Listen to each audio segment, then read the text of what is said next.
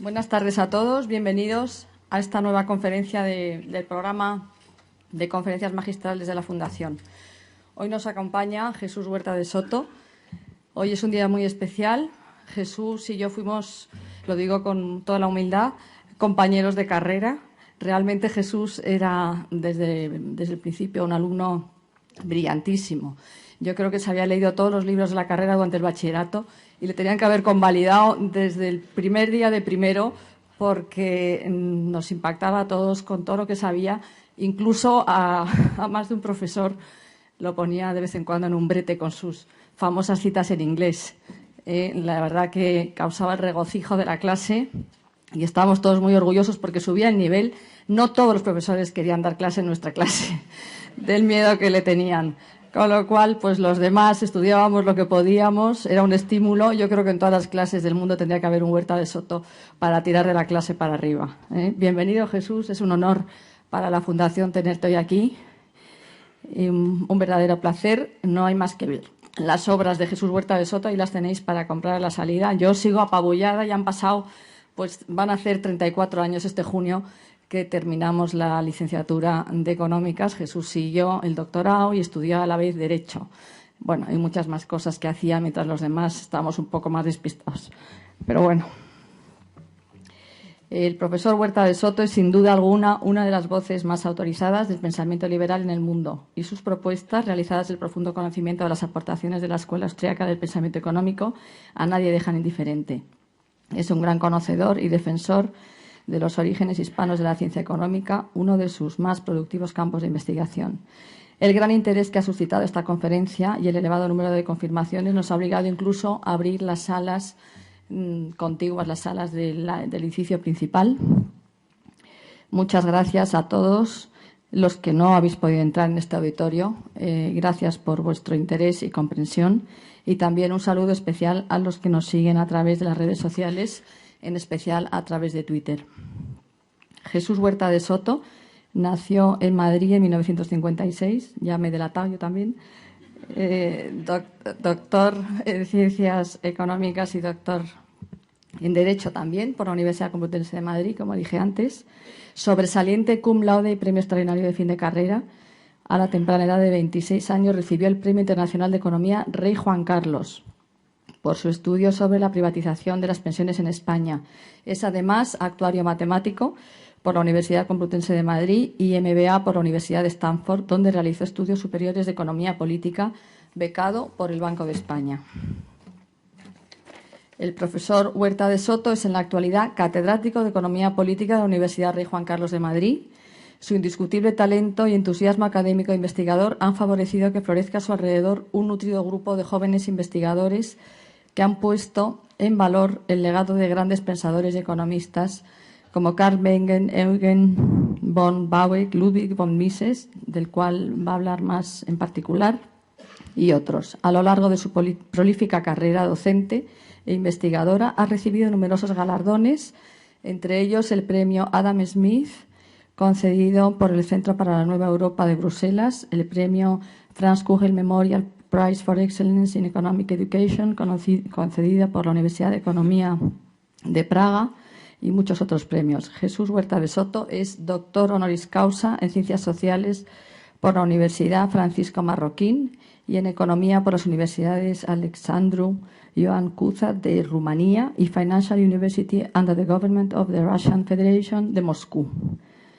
Es miembro de la Mont Pelerin Society, así como de la Royal Economic Society de Londres y de la American Economic Association. Es patrono de la Fundación Instituto Madrileño de Estudios Avanzados para las Ciencias Sociales. Fundador y director de la revista científica Procesos de Mercado, revista europea de Economía Política, y editor español de las obras completas de Hayek, en 22 volúmenes, de los que hasta ahora se han publicado 8 en español, así como de los 44 volúmenes aparecidos en la nueva Biblioteca de la Libertad de Unión Editorial. El profesor Huerta de Soto es autor de numerosos trabajos y artículos de investigación sobre temas de la especialidad. Entre ellos destacan planes de pensiones privadas, en el 84, lecturas de economía política, socialismo, cálculo económico y función empresarial, estudios de economía política, dinero, crédito bancario y ciclos económicos. La escuela austriaca, Mercado y Creatividad Empresarial, nuevos estudios de economía política, ahorro y previsión en el seguro de vida y otros ensayos sobre seguridad social y planes privados de pensiones, The Theory of Dynamic Efficiency, y es igualmente coautor, junto con Alejandro Nieto García y otros autores, del libro blanco sobre el papel del Estado en la economía española, dirigido por Rafael Termes y publicado en 1996 por el Instituto Superior de Estudios Empresariales. Jesús Huerta de Soto ha publicado 42 artículos en revistas científicas de economía y ciencias sociales, así como 24 capítulos de otras tantas obras colectivas.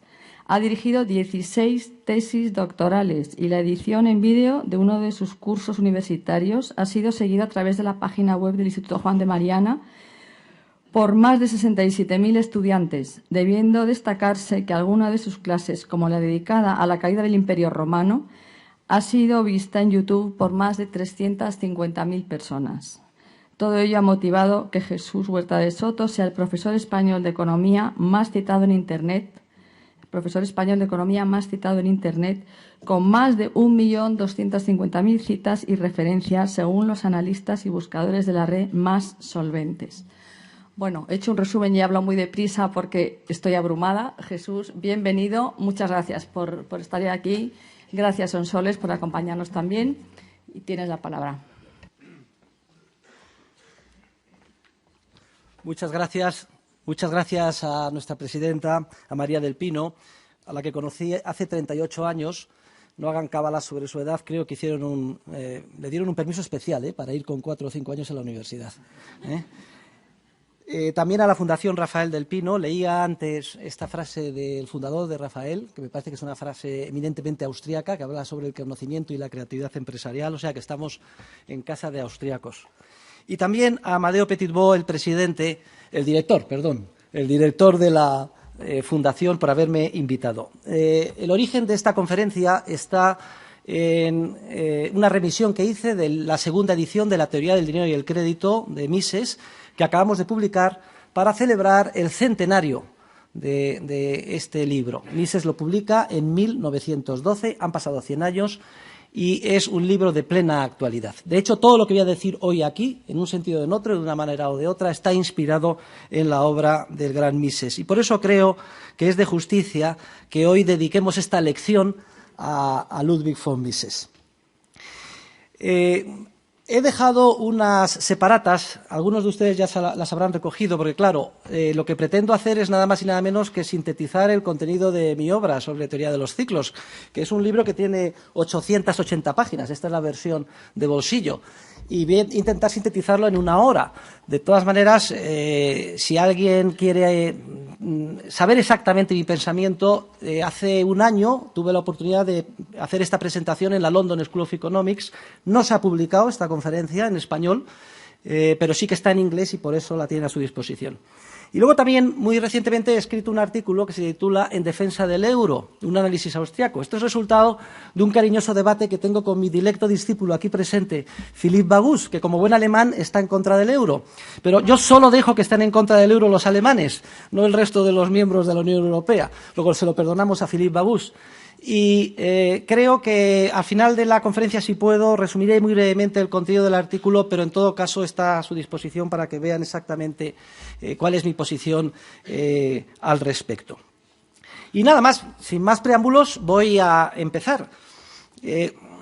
No podemos frivolizar, estamos en una profundísima recesión económica, hay en nuestro país más de 5 millones de parados y hay 1,5 millones de familias casi con todos sus miembros en paro.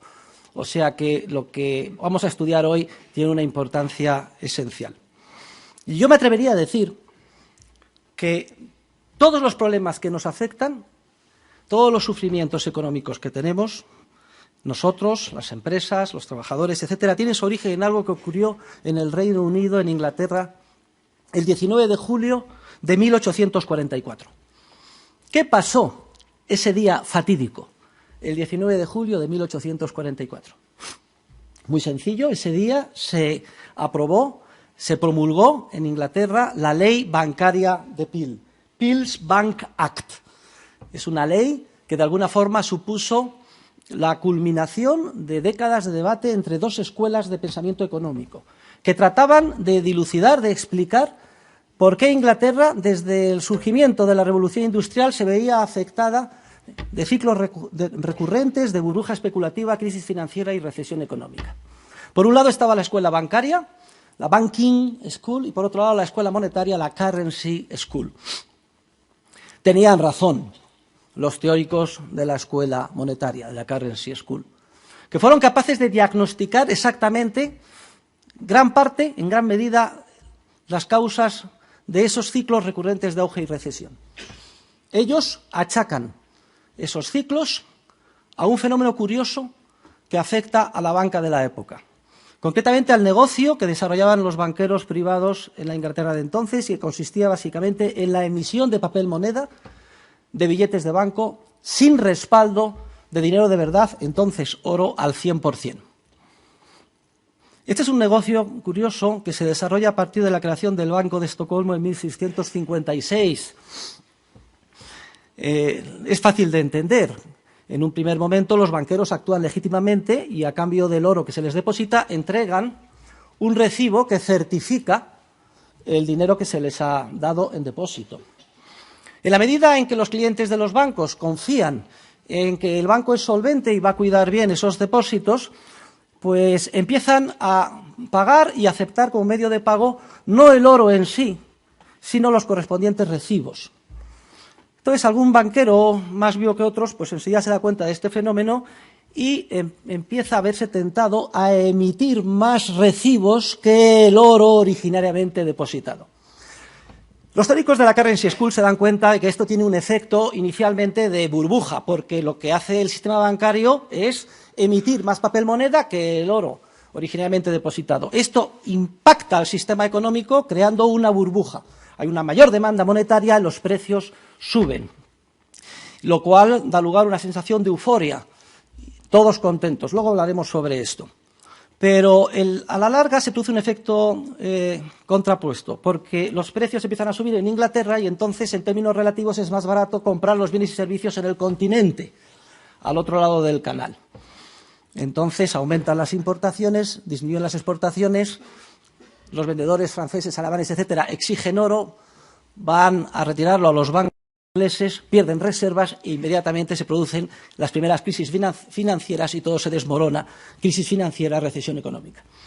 Y el que más o el que menos hemos visto la película Mary Poppins, hemos visto cómo hay una corrida bancaria, por 2 peniques, los niños salen corriendo, de pronto se pierde la confianza, se cierra el banco. Y esos eran los fenómenos que explican los teóricos de la Currency School. Y hay un debate maravilloso. Luego, si tengo tiempo al final, les voy a leer algunas partes de la argumentación de Sir Robert Peel, justo antes de que se sometiera a votación la ley. Y hay un debate, desde luego, que más lo quisiéramos para nosotros. El nivel, la altura teórica y científica de lo que se debatía en Inglaterra, en el Parlamento inglés en esos años, es años luz de lo que hoy en día estamos acostumbrados en cualquier parlamento moderno. Y efectivamente la ley de Peel pues supone de alguna forma el triunfo y la plasmación legislativa del triunfo de los teóricos de la Currency School, porque en esa ley lo que se establece es que queda prohibido emitir, lo obvio, recibos por encima del volumen del dinero en oro originalmente depositado en el banco. Es decir, se establece la obligación del coeficiente de caja del 100% en relación con el papel moneda emitido por la banca. Por cierto, lo que hace la ley de Peel en última instancia es dar carta de naturaleza a uno de los principios esenciales del derecho de propiedad que exige una economía de mercado y un sistema capitalista para funcionar. Es un respeto escrupuloso, en el caso del depósito, al cumplimiento de los certificados que de alguna forma justifican el dinero que se ha recibido. De hecho, si alguien, digamos, que emite más recibos de lo que de verdad ha recibido, está cometiendo varios delitos. Y creo que hay finos juristas en la sala. De entrada, falsificación en documento público, gracias, y estafa. Entonces, la ley de Peel prohíbe que eso se siga haciendo y supone un triunfo de los teóricos de la Currency School y, además, la plasmación legislativa apoyada por los ciudadanos ingleses de un cambio legislativo en el que se pone una enorme esperanza porque se piensa que a partir de entonces Inglaterra quedará ya exenta de sufrir esos ciclos recurrentes que desde las guerras napoleónicas y en pleno surgimiento con enorme fuerza de la Revolución Industrial venía afectando al Reino Unido. Sin embargo, a pesar de las buenas intenciones de la ley y del éxito que supuso, la ley de Peel fue un enorme fracaso. Y esto es algo tremendo, porque ha venido afectando al mundo occidental y sigue afectando hoy en día. ¿Por qué fue un fracaso la ley de Peel? Muy sencillo. Porque olvidó exigir también el mantenimiento del coeficiente de caja del 100%, no solo en relación con la emisión de papel moneda, sino también olvidó exigirlo en relación con otro negocio que venían haciendo los bancos privados, la emisión de depósitos a la vista.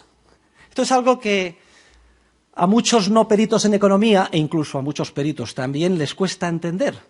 Pero desde el punto de vista económico no hay ninguna diferencia entre la emisión de recibos falsificados, es decir, de papel moneda sin respaldo, y la emisión de depósitos sin respaldo. De hecho, el asiento contable es prácticamente el mismo. La emisión de papel moneda es billete que creas de la nada y lo prestas, es préstamo en el activo a billetes emitidos en el pasivo.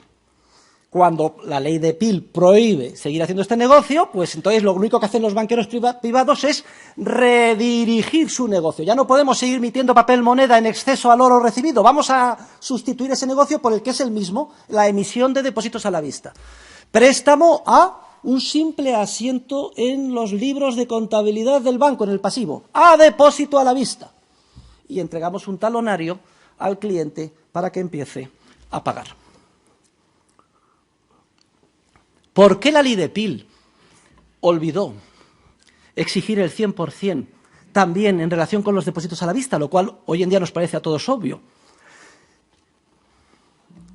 Pues lo olvidó sencillamente porque a la sazón los teóricos de la economía no tenían claro que los depósitos a la vista forman parte de la masa monetaria de manera idéntica como forman parte pues, el dinero en efectivo, entonces el oro y los correspondientes billetes de papel moneda. Es una tragedia, ¿eh?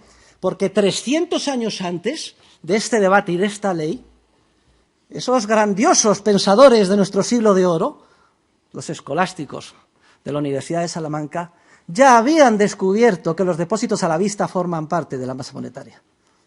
Concretamente, Luis de Molina se refiere en latín y utiliza el término chirographis pecuniarum, dinero escriturario, dice, que genera de la nada la banca en forma de asientos en sus libros de contabilidad. Y de hecho añade que no sería posible el intercambio con un nivel de precios tan alto de la gran cantidad de mercancías que trocan de manos en las ferias castellanas de Medina del Campo, Villalón y Medina del Río Seco, si no fuera por este dinero escriturario, estos apuntes en el pasillo de los bancos relativo a los depósitos a la vista que crean de la nada los banqueros.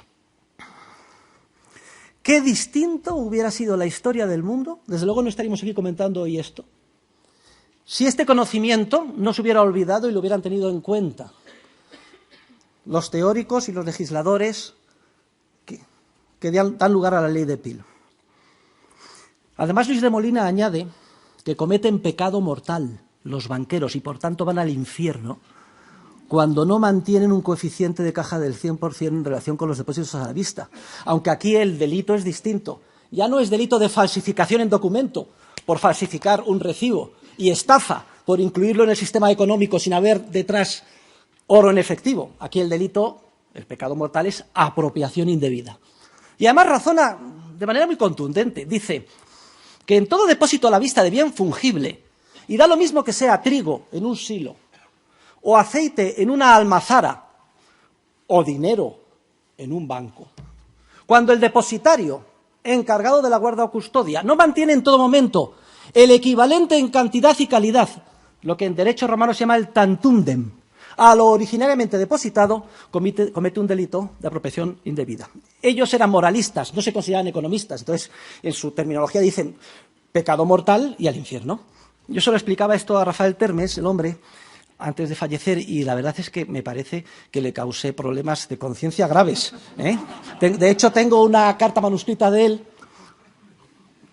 y esto se lo ofrezco en su honor porque nos estará viendo desde el cielo, donde me viene a decir, dice, querido Jesús, acabo de leer tu obra y después de estudiar lo que dices sobre el depósito bancario, yo he dedicado toda mi vida a la banca pensando que hacíamos una labor muy positiva, intercambiando plazos, financiando, etcétera, pero ahora ya necesito tiempo para pensar, no me puedo pronunciar. Muchas gracias, un abrazo, Rafael. Si tenemos en cuenta lo que sucedió en la ley de Peel con estos antecedentes, creo que ahora, para todos los que estamos aquí, será relativamente sencillo entender, aunque siquiera sea de forma sintética, cómo ha sido la evolución de todo el sistema financiero y bancario desde entonces hasta hoy. Porque a pesar de sus buenas intenciones, la ley de Peel es una victoria, pero es una victoria pírrica y fracasa. Los bancos, como he dicho antes, simplemente cambian un poco la forma de hacer negocio, de emitir papel moneda a emitir depósitos. ¿Y cuál es el resultado de esto? Pues que no se evitan los ciclos recurrentes de burbuja especulativa, auge, exuberancia irracional, crisis financiera y recesión económica. Y entonces todo el prestigio y todo el apoyo ciudadano que tuvo la ley de Peel cae por los suelos. Cada pocos años se reproduce la burbuja. Los ciudadanos no saben, no son capaces de entender que habían hecho mal. Claro, hay que salvar a los bancos, hacer el bailout, salvamento de la banca. Y entonces no hay más remedio que crear, los propios banqueros privados lo demandan, un prestamista de última instancia que saque a los banqueros de los momentos de apuro, que la experiencia demuestra que regularmente se reproducen una y otra vez. En un primer momento, el prestamista de última instancia es el banco privado más importante, el Banco de Inglaterra. Pero claro, para que el Banco de Inglaterra pueda salvar en los momentos de apuro a los bancos privados, es preciso que sea capaz de crear de la nada toda la liquidez precisa. Y hay un problema con el oro, y es que el oro no se puede crear de la nada. O sea, los políticos han estado buscando la tan ansiada piedra filosofal durante siglos, para financiar sus guerras, gastos, compra de clientelismo político, etcétera, y no lo han encontrado, o si mejor dicho, sí lo han encontrado. Ahora veremos que lo han encontrado precisamente en esto. Y entonces, cada vez que hay una crisis, el Banco de Inglaterra sale a apoyar a los bancos privados, pero es necesario que pueda crear liquidez. Entonces, ¿cómo se puede solucionar el problema? Muy sencillo, a través de leyes de curso forzoso o legal. En el caso de España, a través de un decreto que establece Echegaray en el año 1871, se obliga a aceptar como medio liberatorio de pago las libras en papel emitidas por el banco más importante, el que es el prestamista de última instancia. Luego vemos la lógica de los acontecimientos, el error cometido por la ley de Peel, aunque iba bien dirigida, la necesidad de crear un prestamista de última instancia, que luego terminará siendo el Banco Central, la introducción de un medio de pago puramente fiduciario, con la capacidad de expandir la oferta monetaria como haga falta en cada momento, cosa que impedía el oro, y eventualmente la salida o abandono del patrón oro. Y así, increíblemente, hasta hoy. Es increíble que en pleno siglo XXI seamos herederos de este accidente histórico. Y lo que vamos a hacer es explicar ahora con un poco más detalle de qué manera este proceso de expansión crediticia sin base de ahorro real, que tiene su origen nada más en la inyección de dinero en forma de depósitos, impacta en la economía real, induciendo errores sistemáticos de ahorro e de inversión en la estructura productiva real, que tarde o temprano se ponen de manifiesto en forma de una crisis, primero financiera, luego una recesión económica y luego una crisis presupuestaria.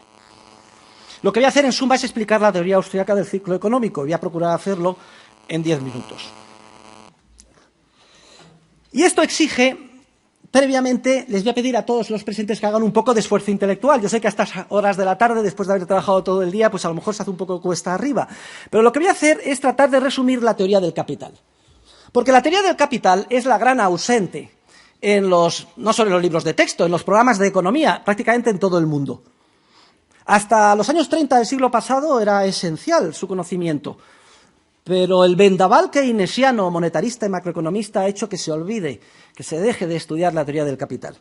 Y yo mantengo la tesis de que es imposible entender nada de lo que pasa en economía sin dominar la teoría del capital. Y de hecho, yo hasta que no me leí y dominé las 1200 páginas de Capital und Capital Things de von Baberg, no entendí nada de lo que pasa en economía. La teoría del capital es la teoría que explica el puente o la conexión que hay entre el lado monetario y el lado real de la economía. Esto es lo importante. ¿De qué manera la capacidad impulsora del dinero afecta a la estructura por etapas temporales del proceso de producción de la economía real? Y claro, si no tienes este conocimiento, porque eres un pobre economista keynesiano o monetarista o de Chicago, pues entonces tus gafas teóricas te impiden ver lo que está pasando en la realidad. Que conste que no lo digo con ánimo peyorativo ni nada, simplemente constatando una realidad. Y para entender lo que voy a decir ahora, les rogaría a todos que hagan el esfuerzo de visualizar el proceso productivo de una economía real, por ejemplo, utilizando cualquier sector concreto o bien concreto. Vamos a suponer que es el caso de la fabricación de un automóvil. De acuerdo con los teóricos austriacos, todo proceso productivo conlleva tiempo, que está constituido por una serie de etapas sucesivas. Y los procesos productivos, conforme la economía avanza, cada vez son más largos desde el punto de vista temporal y a su vez más productivos. Desde que se diseña el automóvil hasta que se decide ese modelo concreto recién diseñado, yo que sé, un híbrido, etcétera, ponerlo en producción. Se extrae el mineral de hierro como una segunda etapa de las minas, se convierte otra etapa en acero, luego pasa a otra etapa, y luego hay una etapa de montaje, unos robots, luego se comercializa, se distribuye y se vende. Hay una serie de etapas sucesivas que en conjunto pueden suponer años. Ahora mismo se están diseñando los coches que compraremos nosotros dentro de 7 u 8 años. Yo cuando explico esta clase a mis alumnos me dicen, profesor, está usted equivocado, hemos ido al Musafes y está usted equivocado. Cada coche tarda en producirse 1 minuto, porque hemos visto que salía un coche y otro coche y otro coche. Digo, no, que está equivocado usted, señor alumno. Vaya usted para atrás. Cada uno de estos coches ha llevado 8 años producirlo. No tenga usted la visión del equilibrio general, flujo circular de la renta en la que el proceso temporal no existe. La visión de los economistas normales que salen de una universidad. Piense usted con lógica. Entonces, entendiendo el proceso productivo como un proceso constituido por etapas, se entienden muchas cosas en economía. La primera es que la mayor parte del esfuerzo empresarial, humano y de los trabajadores está no en las etapas próximas al consumo, sino en las etapas más alejadas del consumo. Otra cosa que se entiende muy bien es por qué la contabilidad nacional prácticamente es inútil, no vale para seguir el ciclo. Porque las cifras del Producto Nacional o Interior Bruto solo recogen los bienes de consumo final y los bienes de capital que llegan al usuario final, pero no tiene en cuenta para nada todas las etapas previas. Es decir, no se incorpora en el Producto Interior Bruto el valor del mineral que sale de la mina, ni de la empresa que hace el diseño, ni la que fabrica los carburadores, etcétera. De alguna forma, aproximadamente 2/3 del esfuerzo empresarial y de los factores de producción de los trabajadores de la economía son eliminados de un plumazo del cómputo de las cifras del Producto Interior Bruto. Ya vamos a ver que esto va a tener unas consecuencias tremendas. A pesar de su nombre, las cifras de PIB brutas no son brutas. La cifra de Producto Interior Bruto, el concepto desde Kuznets de Producto Interior Bruto es una excrescencia, una protuberancia keynesiana. A Keynes le interesaba exagerar la importancia del consumo y era muy fácil. Eliminemos todas las etapas previas. Oiga, que ahí es donde estamos todos trabajando, no importa. El argumento es que hay que evitar la doble contabilización, criterios de valor añadido. Oiga, es que el carburador que hemos producido este año no tiene nada que ver con el carburador que está en el camión que vendemos este año. No importa, vamos a hacer aquí una abstracción, etcétera. Ya veremos esto, las consecuencias que tiene enseguida. Y lo que vamos a hacer ahora, una vez que ya tenemos visualizado el proceso productivo por etapas, vamos a explicar en primer lugar de qué manera en una economía de mercado no intervenida hay una tendencia inexorable que lleva a que el ahorro genuino se invierta bien. ¿Qué entiendo por ahorro genuino que se invierta bien? Pues que se invierta de una manera sostenible, conforme a los deseos de los consumidores. En pocas palabras, lo que voy a explicar es por qué la tan manida paradoja del ahorro o frugalidad keynesiana o la teoría del subconsumo keynesiano es falsa desde el punto de vista teórico. ¿Por qué todas las teorías del subconsumo son erróneas? Vamos a ver, si de pronto disminuye la preferencia temporal y la sociedad decide en general ahorrar más, se producen 3 efectos micro de extraordinaria importancia que tienden a canalizar el ahorro voluntario de una manera sostenible en inversiones viables. En primer lugar, surge un efecto de disparidad de beneficios entre las diferentes etapas de los procesos productivos. Si ahorramos más, consumimos menos. Y esto tiene un efecto de menos demanda monetaria de bienes de consumo. Es decir, tiene un efecto depresor sobre las empresas que venden bienes y servicios de consumo. Por ejemplo, el Corte Inglés, los restaurantes, etc.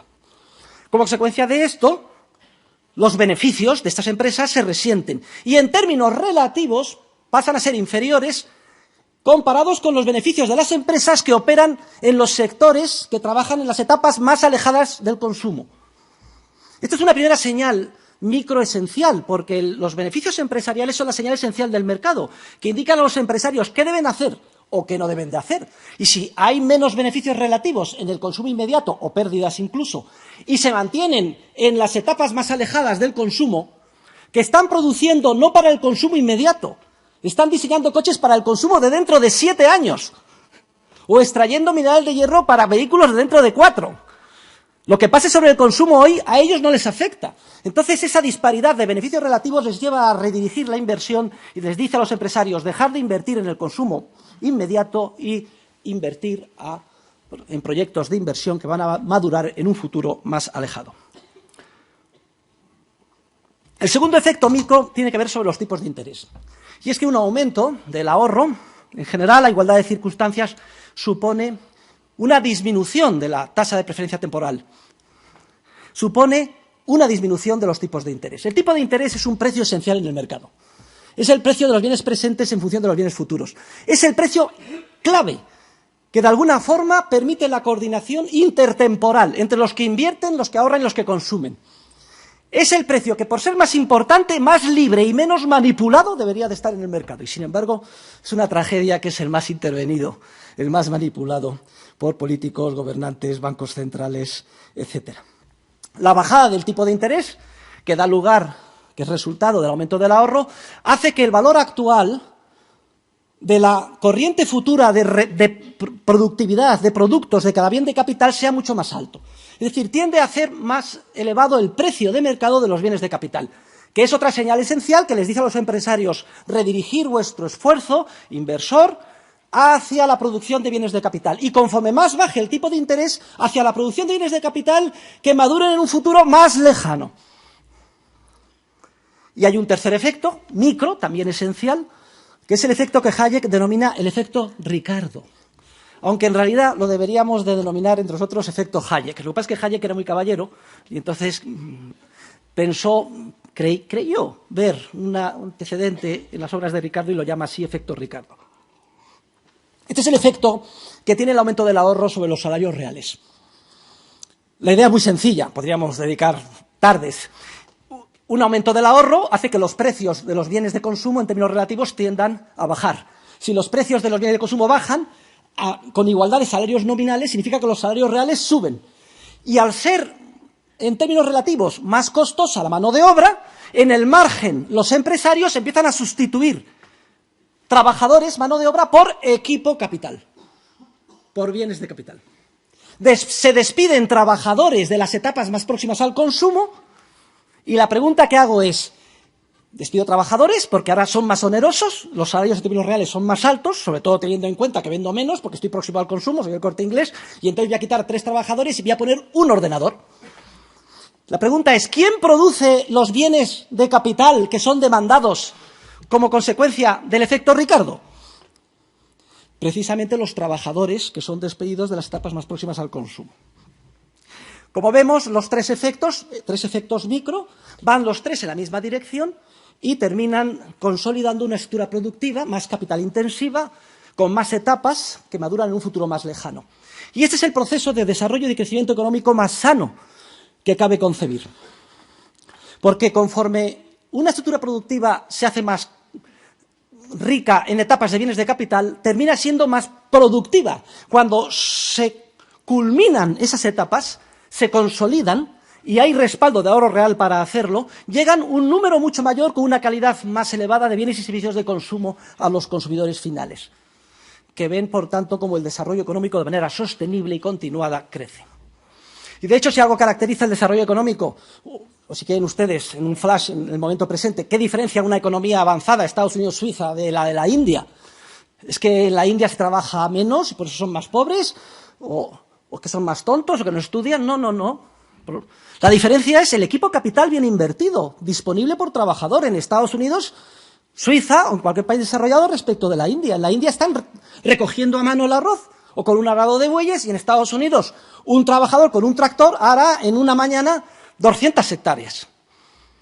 Pero claro, para hacer el tractor ha sido preciso un ahorro por un periodo de tiempo muy prolongado, bien invertido, durante unas etapas muy prolongadas en el tiempo. La diferencia está en el ahorro bien invertido, en el tiempo acumulado que suponen los bienes de capital bien invertidos. Bueno, he hecho esta introducción porque creo que ahora va a ser facilísimo que comprendamos, por contraste y oposición, ¿qué pasa? ¿Qué pasa? Si se produce un proceso de expansión crediticia, es decir, un crecimiento de los créditos que se conceden a los empresarios, pero que está financiado no con ahorro genuino previo, sino a través de este proceso de creación monetaria que quedó abierto en la ley de Peel. Simplemente, pues que María del Pino, que es una buena empresaria, le doy 1 millón de euros a depósito a la vista, que es así como lo hace la banca. María del Pino, activo, 1 millón de euros, préstamo María del Pino. Mi pasivo, depósitos a la vista, 1 millón de euros. Toma, María, un talonario. Hombre, podríamos hablar mucho sobre el multiplicador bancario. Otras personas a lo mejor lo visualizan más. Vamos a ser más...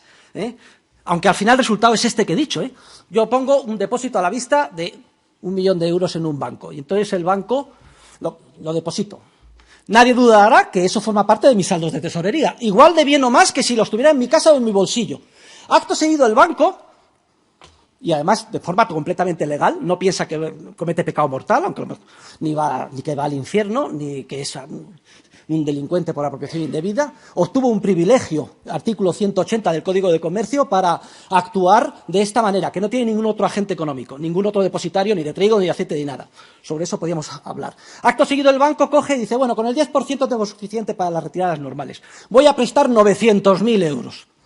Y los presta a un empresario. Aquí hay un proceso de creación de la nada de dinero que es obvio. Una doble disponibilidad.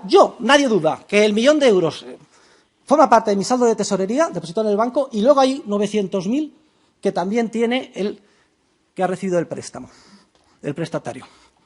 Pero es que el asunto no termina aquí, porque cuando el prestatario paga a sus proveedores, etcétera, que a su vez utilizan el mismo banco u otros, depositan los 900.000, el que recibe los 900.000 dice, me quedo con 90.000 y presto 810.000. Y así sucesivamente en cadena. Si ustedes agregan los balances de toda la banca, el resultado es el que he indicado al principio. Ni siquiera hace falta agregarlo, no piensen ustedes.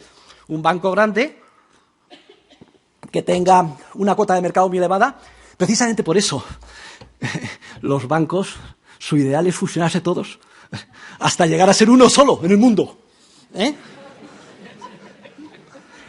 Va a dar nombres, pero no los doy. Santander, Central, Hispano, Bilbao, Vizcaya, Popular, todos juntos, uno solo. Entonces es el ideal del banco, porque como no le pueden retirar reservas, directamente 1 millón a depósito a la vista. ¿Qué pasa cuando los empresarios reciben la expansión crediticia de nueva creación no respaldada por ahorro real? Bueno, vamos a verlo, pero previamente tengo que hacer una pequeña digresión sobre el efecto letal, corruptor, que generan las burbujas en las sociedades. Porque cuando se recibe el nuevo dinero, los empresarios no saben si esto procede de ahorro genuino o es creación de expansión crediticia, lo pueden intuir, pero a caballo regalado no le miden los dientes. Si además va a la banca y te persigue poco menos que hasta tu casa para que les tomes un préstamo, como hemos sido todos testigos en la época de la burbuja, bueno, pues venga, a río revuelto, ganancia de pescadores. Es tremendo el daño que hace en una sociedad la expansión crediticia y la burbuja. Miren, en esa época es tremendo porque es como la droga. Es como el que se droga. Yo diría, decía Marx, que la religión es el opio del pueblo. Yo digo que el opio del pueblo es la expansión crediticia. De que no hay ninguna duda. Todos contentos. Todos contentos. Buenismo al máximo. Todo el mundo es bueno y todo va fenomenal. Los empresarios encantados. Cualquier proyecto empresarial, por alocado que sea, en la época de la burbuja encuentra financiación. Están como una moto. Y hay que tener en cuenta que el empresario a veces es como un caballo desbocado. Tan importante es dar financiación al proyecto viable como quitársela al que es un proyecto alocado. Pero claro, en la etapa de la burbuja, todos los proyectos parecen viables. ¿Qué error más grave? Basilea II, Basilea III. Dicen, no, esto fue... La burbuja ha sido resultado de la avaricia. La avaricia, hay unos tíos ahí en Wall Street avariciosos. O en Londres. Y quieren los bonos, claro, sigo por los bonos. Y además, claro, es que esta gente, por ganar dinero, han prestado a quien no debían. Incluso hipotecas a unos pobres negros que en Alabama que no se iban a pagar nunca. Y así es la historia que además termina hasta en encíclicas papales. La crisis resultado de la avaricia. En la época de la burbuja, prácticamente todos los proyectos empresariales parecen viables. Ahora hay muchos responsables que firmaron préstamos, sindicados o no de los bancos, que están dados de baja por depresión. En su momento lo hicieron de buena fe. No piensen ustedes que eran avariciosos, ni criminales, ni que si los bonos. Hay de todo, pero no. Hay un mito desde Schumpeter de que la expansión crediticia es muy buena porque permite que haya más inversión. Vamos a ver que ese es un mito gravísimo, es un error gravísimo. Vamos a verlo luego enseguida. Los empresarios encantados en la época de la burbuja, los trabajadores también, porque fíjense, en el proceso de ahorro genuino se liberaban trabajadores de las etapas más próximas al consumo cuando aumenta el ahorro, y con ellos se redireccionaban hacia las etapas más alejadas. De hecho, una de las manifestaciones de una economía desarrollada es que cada vez menor proporción de trabajadores están en el consumo y mayor proporción en las etapas alejadas. Cuando el proceso tiene su origen en expansión crediticia, no se liberan factores originarios de producción de ningún sitio, porque no ha aumentado el ahorro. Y entonces los empresarios, con la nueva capacidad monetaria que han recibido de la banca, demandan factores de producción, cuyo precio crece como la espuma. Hay una gran demanda de trabajadores. No hay trabajadores suficientes. Necesitamos 5,5 millones, o los que hagan falta de inmigrantes. Los sindicatos encantados.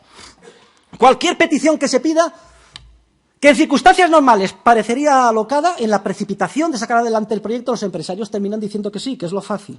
Si además tenemos toda la financiación que haga falta. ¿Quién ha dicho que hay algún problema?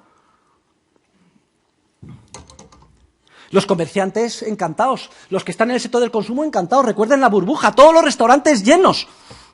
Meses para conseguir una mesa. Eso solo pasa en Madrid ahora en 2 restaurantes. Uno se llama Ten con Ten y otro el Paraguas. Los demás todos vacíos. Los políticos y los funcionarios encantados, porque en ese momento de burbuja ellos se apuntan el tanto y dicen, esto es resultado de la bondad de mi política económica, votarme. Y lo curioso es que los ciudadanos se lo creen y les votan. Es más, me decía el otro día un funcionario del Ministerio de Hacienda, dice, Jesús, es que en la época de la burbuja nos crecían los ingresos públicos a 2 dígitos al año. Al 11, 12, 13, 15%. Dice, en el Ministerio de Hacienda nadie preguntó por qué. Si viene dinero, callados, no digáis nada. Podemos financiar lo que haga falta, unir todas las capitales de provincia de España con AVE, incluyendo Baleares y Canarias. Podemos financiar lo que queramos y además incluso nos echamos el rentoy, presumimos de que vamos a equilibrar los presupuestos. ¿Qué es lo que pasa? Que con el nuevo dinero, el dinero de nueva creación, se financian etapas como si el ahorro hubiera aumentado. Por ejemplo, el IVA. El IVA es un impuesto que recae sobre el usuario final, pero lo adelantan los empresarios. Todas esas etapas de nueva creación con el dinero financiado con expansión crediticia adelantan IVA, por ejemplo. Luego veremos que todas esas etapas, con la misma facilidad con que se crean, desaparecen de un plumazo. Dice, de la misma manera que nadie entendió, me decía, no voy a decir el nombre, el alto funcionario del Ministerio, de nuestro Ministerio de Hacienda, nadie entendía por qué crecía al 15% la recaudación de los ingresos públicos cuando el PIB solo crecía al 3 o al 4, pero ya saben ustedes que el PIB no mide nada más que un tercio de lo que pasa en la economía real. Tampoco nadie entendió nada de por qué cayó en el año 2009 un 15% la recaudación. Los políticos encantados. Y en general toda la sociedad se instala en una sensación de euforia. El mensaje para los jóvenes es letal, porque el mensaje para los jóvenes es que se puede conseguir lo que se quiera sin esforzarse uno. El mensaje que se da en la sociedad es que podemos lograr lo que queramos sin el sacrificio que supone el ahorro y el esfuerzo disciplinado. Y esto acaba con todos los hábitos de esfuerzo, de disciplina y de trabajo que necesita una sociedad sana. Se genera una enfermedad social. Vamos a hablar de los sindicatos.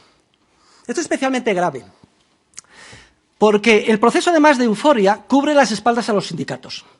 Lo que en circunstancias normales, las peticiones desproporcionadas que en circunstancias normales se harían inmediatamente evidentes en términos de pérdida de competitividad, en la burbuja no se notan, porque la expansión crediticia y la euforia lo tapan todo. Además, el crecimiento de los precios hace que en última instancia los salarios reales, por una vía o por otra, se terminen reajustando. Los sindicatos pueden seguir apuntándose medallas, como si estuvieran haciendo una labor positiva para los trabajadores, sin ningún efecto negativo. Es un efecto, entre los muchos, de la enfermedad gravísima social. ¿Y la democracia? La democracia sale perdiendo. Hace poco me decía un diputado del Partido Popular, muy amigo mío, que además fue jefe de gabinete del anterior presidente del Partido Popular, Aznar, ya no voy a dar más nombres. Decía, es que no es democrático, Jesús. Es que 5 gobiernos han sido expulsados en la situación actual del euro. Y yo le contestaba, es lo más democrático que ha pasado en los últimos años. No hay nada más antidemocrático que la inflación, que la expansión crediticia. Democracia supone control parlamentario y que los políticos asuman el coste de las medidas que toman. Y el coste político que tiene subir los impuestos, hacer esto y lo otro. En la burbuja todo esto no es preciso. La profesión del político se supone que es otra. Se supone que consiste en comprar votos, mantener a todo el mundo contento y dar subvenciones. Por eso están tan desconcertados nuestros políticos ahora.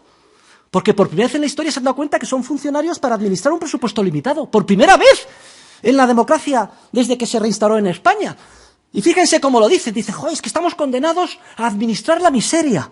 Decía el otro día el presidente de una comunidad autónoma. No, la miseria no. Lo que hay. Esa es su profesión. Eso. Cambie usted de chip, que sigue con el chip de la burbuja. Ahora yo pregunto, ¿hasta cuándo puede durar la fiesta? ¿Hasta cuándo puede durar la burbuja? Tendría que hacer una digresión sobre keynesianos y monetaristas. Para los keynesianos y monetaristas, que son prácticamente los mismos perros con distintos collares, sin ánimo peyorativo, lo normal en la economía es la burbuja. El estado normal es el de la droga. Y luego, por alguna razón misteriosa, una cosa misteriosa, de pronto, en el caso de los keynesianos, los empresarios dicen los Keynes y sus acólitos, Krugman y compañía, lo dice todos los domingos tenemos al puñetero de Krugman en el suplemento asalmonado del País, diciendo una vez y otra.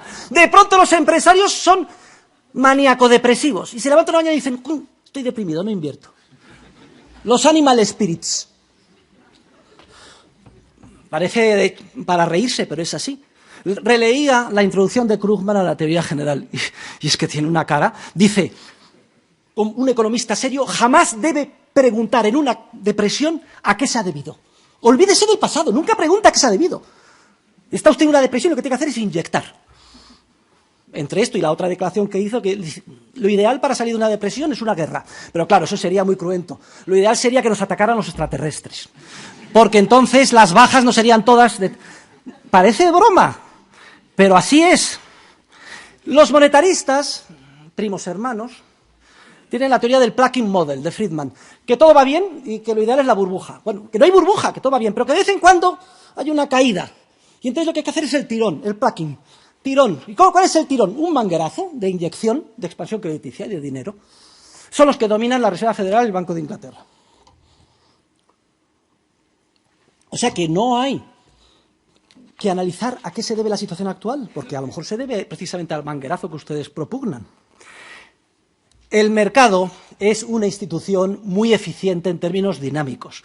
De hecho, mi último libro no se ha publicado en español todavía, se ha publicado en Inglaterra y en Estados Unidos con el título de The Theory of Dynamic Efficiency, la teoría de la eficiencia dinámica.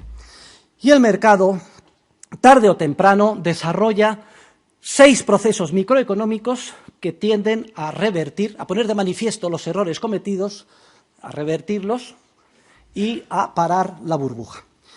En el capítulo 5 de mi libro los tienen estudiados con detalle. Yo los voy a enumerar ahora rápidamente. El primer efecto, ya lo he dicho antes, es un efecto de subida del precio de los factores originarios de producción y de las materias primas, porque el impacto monetario hace que los empresarios las demanden, como no se liberan porque no hay aumento del ahorro o no hay suficiente liberación, porque la expansión crediticia crece a un ritmo muy superior al del ahorro, crecen los precios. Recuerden justo antes del estallido de la burbuja, cómo estaban las materias primas, los commodities, el petróleo, etcétera. En segundo lugar, hay un efecto posterior en el tiempo de subida en el precio de los bienes de consumo. Esto es porque cuando el dinero llega a los empresarios, pagan a sus proveedores y sucesivamente termina llegando al bolsillo de los consumidores. Y si la tasa de precariedad temporal no ha cambiado, siguen consumiendo y ahorrando en la misma proporción, entonces el precio de los bienes de consumo suben. Además, la euforia genera una sensación, una ilusión monetaria, una falsa sensación de riqueza. Oye, fulanita, que el vecino ha vendido el piso que compramos por 300.000 euros, lo ha vendido por 1,5 millones. ¡Somos millonarios! ¡Vámonos! En los cruceros Costa, de crucero, Costa Concordia. No somos millonarios, lo que somos idiotas e imbéciles. Tú no eres más rico porque tu piso ahora valga si lo vendieras 1,5 millones. El bien de capital lo que te proporciona es una corriente de productividad, en este caso el cobijo. Tu cobijo, en esa calidad, en ese barrio, etcétera, es exactamente el mismo. Eres igual de rico o pobre que antes. Lo que pasa es que la ilusión monetaria de la burbuja te lleva a dilapidar tu capital y a consumir en exceso. Subida del precio de los bienes de consumo. Además, el alargamiento de las etapas que incentiva la expansión crediticia hace que también se produzcan cuellos de botella y ralentización en la llegada de bienes de consumo, mientras no se culminen esas etapas, que por cierto no se podrán culminar muchas de ellas nunca. Y esto hace, tercer efecto, que paulatinamente los beneficios empresariales de las empresas más próximas al consumo empiezan a crecer más rápidamente que el de las inversiones emprendidas con la expansión crediticia, lo cual ya es una señal que empieza a hacer titubear a los empresarios. Pero es que hay otro cuarto efecto microeconómico, que es el efecto Ricardo, pero ahora al revés. La subida del precio de los bienes de consumo supone una bajada en términos relativos de los salarios reales. Y, por tanto, a los empresarios les deja de interesar invertir en el margen en la misma proporción tanto. Empiezan a contratar, en términos relativos, más mano de obra, más shifts, más turnos, etcétera. Y claro, esto tiene un efecto letal sobre la demanda de los bienes de capital, que en última instancia van a producir las etapas financiadas con la expansión crediticia. Otro quinto efecto importante es la subida de los tipos de interés. Porque la expansión crediticia se inyecta en el sistema por el sistema bancario, todo esto orquestado por los bancos centrales, reduciendo el tipo de interés que se pide. Y con él el resto de condiciones periféricas que se piden en el caso de los préstamos. Pero cuando ya se ha inyectado en la expansión crediticia y empiezan a subir los precios, el tipo de interés tiene una componente de riesgo y otra componente por inflación esperada, que hacen que los tipos de interés empiecen a subir. Y además llega un momento en el que la subida de precios asusta a las autoridades monetarias y el Greenspan de turno o el Banco Central, etcétera, empiezan a subir los tipos de interés. La subida de los tipos de interés hace que el precio, el valor actual de los bienes de capital caiga significativamente y con él el de los títulos que los representan en los diferentes mercados, bursátiles, financieros, etcétera. Lo cual es ya una señal, digamos, la puntilla para los empresarios. Porque se pone de manifiesto que las empresas más alejadas del consumo empiezan a tener pérdidas contables. Los detonantes pueden ser muchos. Puede ser una guerra, puede ser... El sector protagonista de la burbuja puede ser uno u otro. Las tecnológicas en los años 90, la bolsa ahora, las promociones inmobiliarias, la construcción, etcétera. Pero eso son cuestiones de detalle. El detonante de las hipotecas subprime, etcétera. Pero al final se pone de manifiesto, el mercado es muy tozudo, he dicho que es dinámicamente eficiente, que gran parte de las inversiones financiadas en la época de la burbuja no son sostenibles, que son un error económico. Y son un error económico porque no responden a los verdaderos deseos de los consumidores respecto de qué parte desean consumir y qué parte desean ahorrar. En pocas palabras, se ha producido en la burbuja una descoordinación generalizada entre los que invierten que en la época de la burbuja última la inversión crecía al 10% al año como media y los que ahorran, la tasa de ahorro crecía al 0% o incluso es negativa. ¿Cómo es posible invertir al 10% y ahorrar al 0%? ¿Quién cubre la diferencia? Muy sencillo, simplemente. Chirografis pecuniarum, un apunte en el pasivo de los bancos, dinero virtual. Solo en las economías modernas, solo aproximadamente la 10ª parte de la masa monetaria está materializada en dinero en efectivo. Billetes de banco y moneda fraccionaria de euros. ¿Y las otras 9/10 partes dónde están? Simplemente esos asientos en los pasivos de los bancos. A mí me hace mucha gracia cuando la televisión, etcétera, o los indignados dicen ¡que nos devuelvan el dinero! ¿Cómo que nos devuelvan el dinero?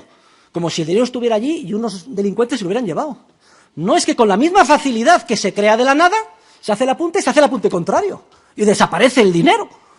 Eso no lo entiende la gente. Yo creo que una de las principales misiones de los profesores de universidad sería explicar este fenómeno. En pocas palabras, la expansión crediticia induce un error masivo de cálculo en el sistema económico. Los empresarios se lanzan a invertir como si el ahorro de la sociedad hubiera aumentado cuando de hecho no ha crecido tanto como para sostenerlo. Es curioso, en las grandes recesiones siempre termina habiendo una especie de icono que manifiesta el error de inversión. Por ejemplo, la Gran Depresión del 29, el Empire State Building. Viene la Gran Depresión, se termina, todo vacío. Las Torres Kio, la burbuja del 91. Y ahora tenemos ahí 4 torres en el Real Madrid, medio vacías. Oiga, que ha costado cada una 600 millones de euros. Eso es tirar el dinero. Lo que se ha hecho es producir una estructura de bienes de capital errónea desde el punto de vista de su estilo, su distribución geográfica y su distribución temporal. Es que era demasiado pronto para construir eso.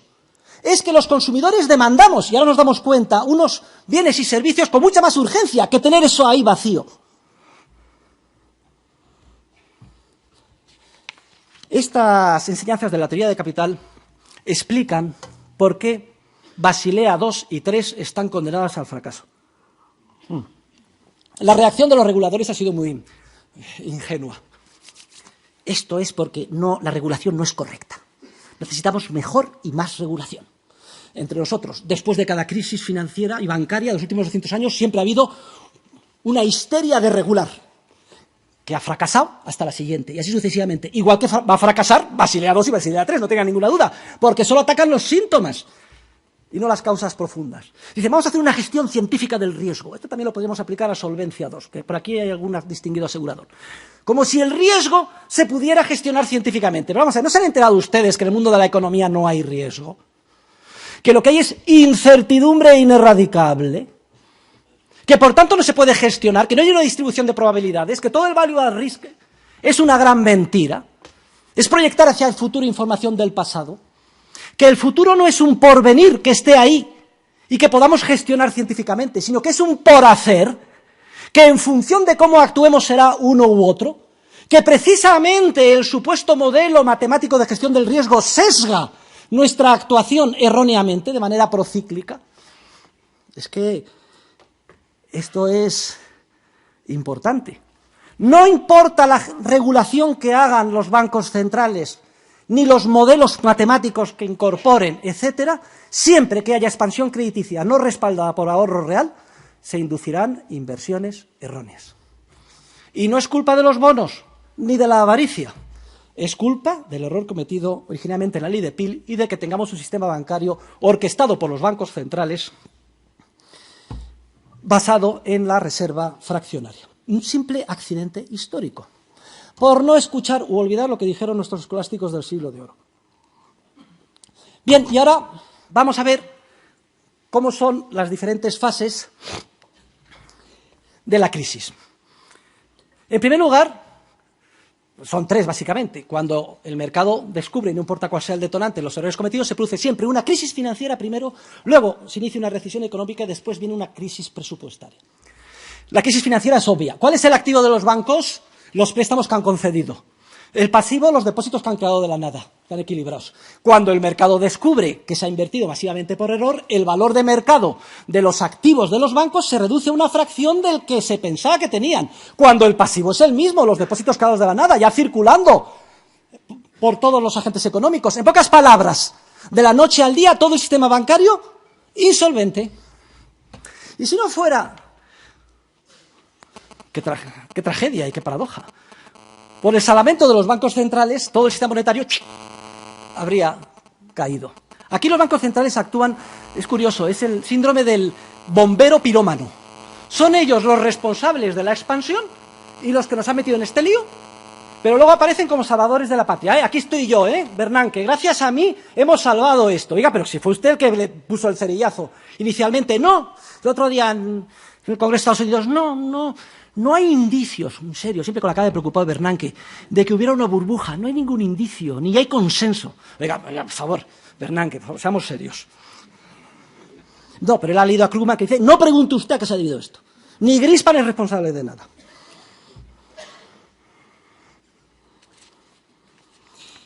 En segundo lugar, la recesión económica. Y aquí me gustaría dar unas palabras de optimismo. Vamos a ver, cuando se descubren los errores, los empresarios, las familias, los trabajadores, todos ponemos manos a la obra para tratar de salvar de la quema lo que se pueda.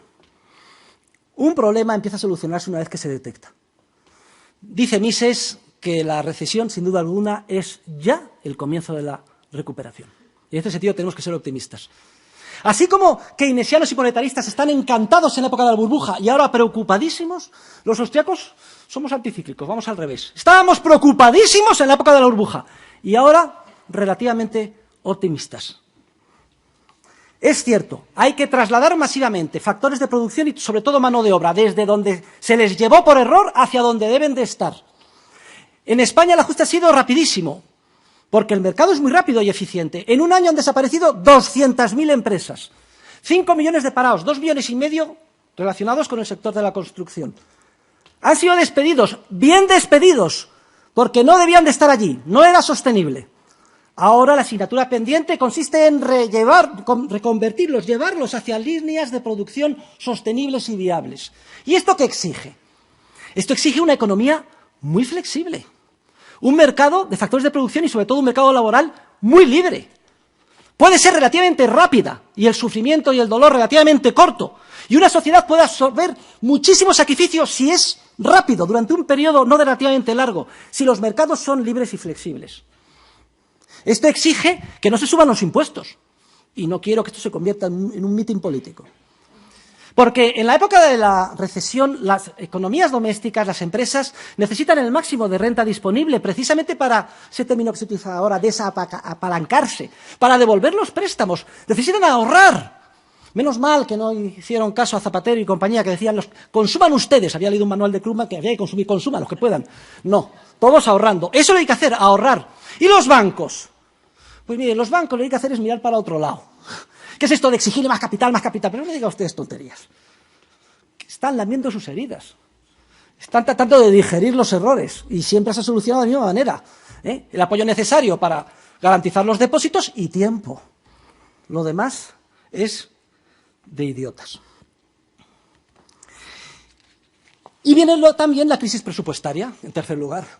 Ya me he referido a ella. En la época de la burbuja nadie preguntó por qué crecían tanto los ingresos públicos y ahora de golpe hay un caidón.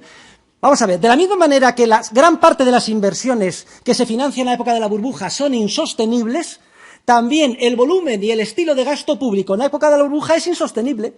Los políticos piensan que va a durar siempre y luego resulta que cuando se produce el caidón que no tienen dinero.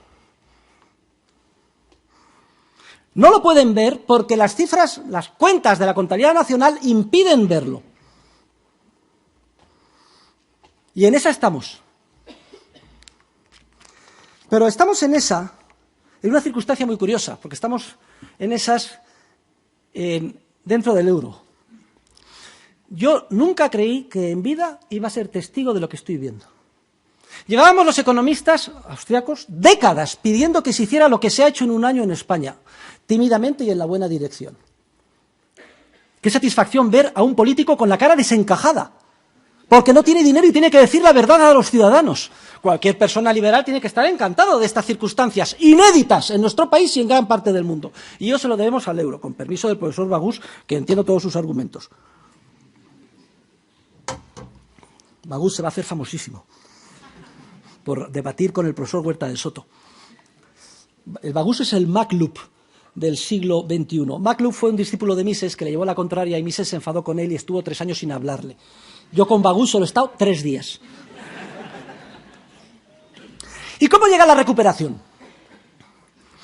Bueno, pues si aguantamos las tensiones de keynesianos y monetaristas, que ya saben ustedes lo que dicen todos los días, nada más hay que leer, repito, el Dominical de Economía de País. Y entonces Krugman, un día y otra semana, venga, el machacón.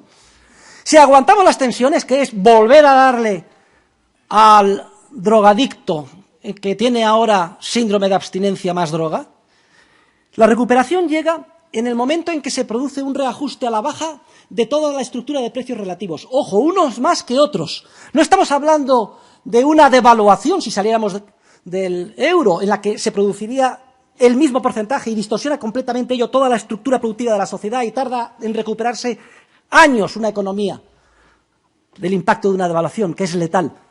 Y que además es doblemente letal porque tiene un efecto de droga, de chute. Y parece que el paro se absorbe de inmediato. Y por eso la gente está sufriendo y necesita soluciones rápidas. O sea que estamos en una situación tremenda, nos la estamos jugando. Pero afortunadamente estamos en el euro. Porque si estuviéramos en la peseta, la peseta ya habríamos devaluado 3 veces, no 5, 7. Vamos, Solchaga y compañía. Un político todo menos tomar decisiones impopulares. Y luego posponer las reformas estructurales para más adelante. Cuando se produce ese reajuste a la baja de los precios, unos en mayor medida, otros a lo mejor no tienen que subir, porque el mercado es el que tiene que determinar cuáles son las líneas viables. Eso no lo puede hacer el gobierno. Yo me río cuando se reúnen y dicen, vamos a cambiar de modelo económico. Venga, entonces vienen unos tíos listísimos y una ministra muy guapa de investigación y desarrollo y dice, vamos a apostar por investigación y desarrollo y ya nos soluciona el problema a todos. No.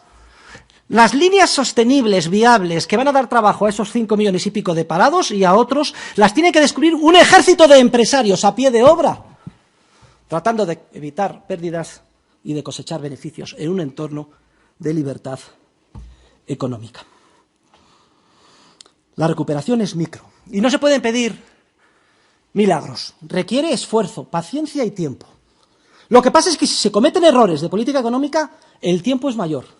El sufrimiento más profundo. No hay milagros. Lo que necesitamos son estadistas que sean capaces de explicar esto en palabras sencillas a los ciudadanos. Y no tengan duda, terminaremos recuperándonos. Espero que dentro de la disciplina del euro.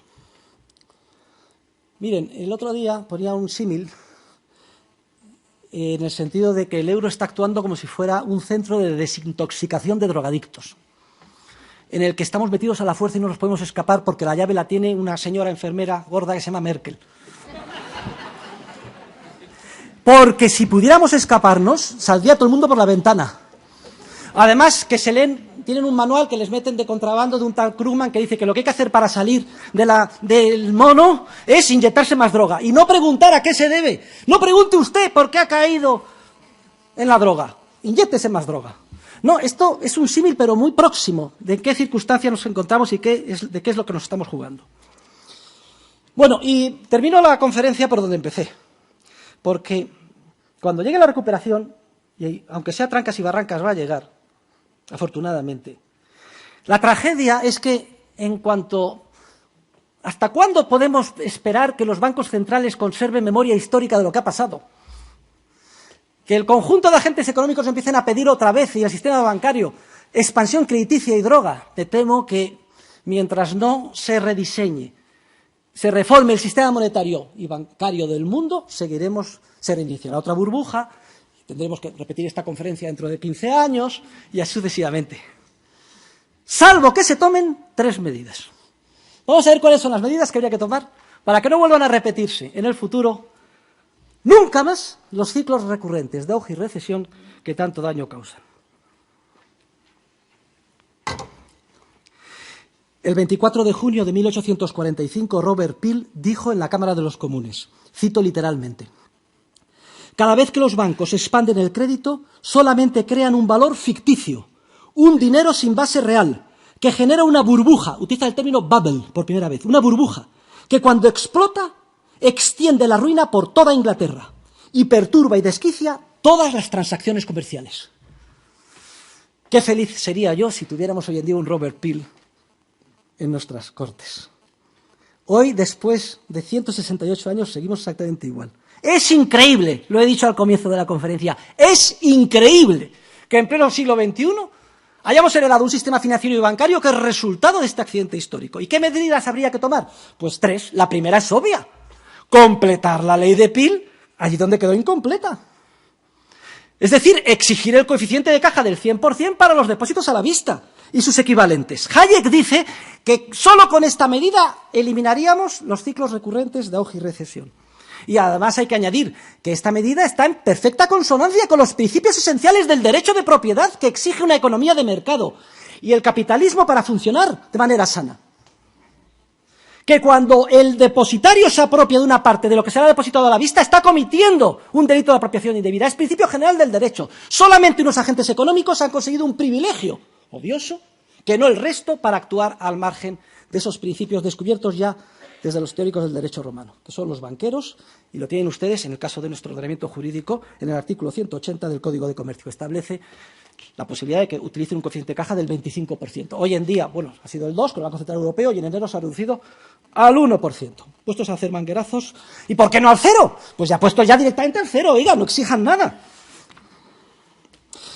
Hay indicios esperanzadores en esta línea y uno de los motivos mayores de satisfacción que he tenido en mi vida es que hace un año dos diputados Tories, Douglas Carswell, que es el diputado por Clacton, y Steve Baker, que es el diputado por Wycombe, presentaron un proyecto de ley en el Parlamento británico, cuyo contenido consiste en completar la ley de Peel donde quedó incompleta. Entre nosotros, la ley de Peel sigue en vigor. Fíjense ustedes cómo son los ingleses, sigue en vigor, con muchos amendments, pero sigue en vigor, o sea, que lo tienen facilísimo.